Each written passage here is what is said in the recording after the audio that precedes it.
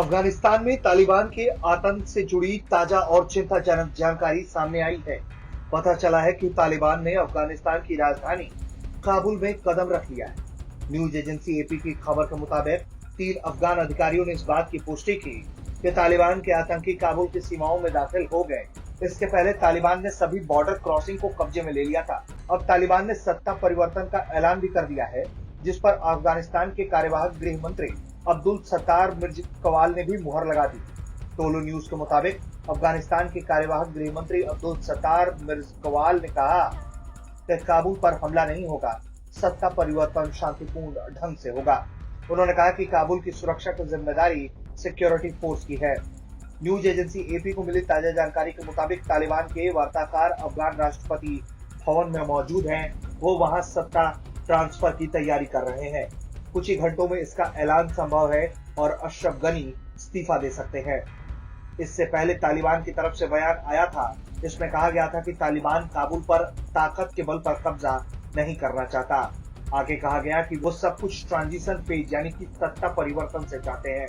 अगर सत्ता परिवर्तन आराम से हो जाता है तो किसी भी तरह के जान माल का नुकसान नहीं किया जाएगा। फिलहाल किसी तरह का संघर्ष वहां सीमा पर नहीं हो रहा। तालिबान के आतंकी काबुल के कालाकंद, कारबाग और पगमान जिलों में पहुंच गए हैं।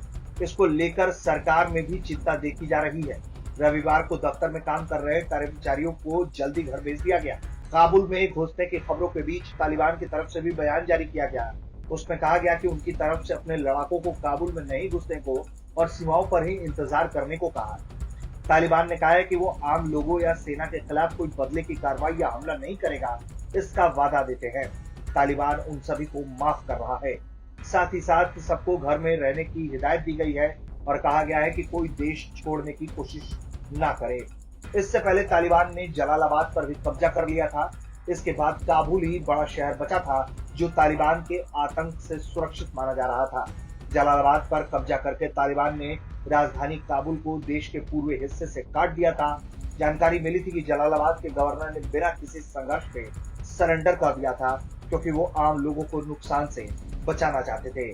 जिसके बाद तालिबान बहुत तेजी से काबुल की तरफ बढ़ा और अब काबुल भी तालिबान की झोली में आ गिरा है, या यूं कहिए कि पूरे अफगानिस्तान पर तालिबानी आतंकियों का कब्जा हो चुका है।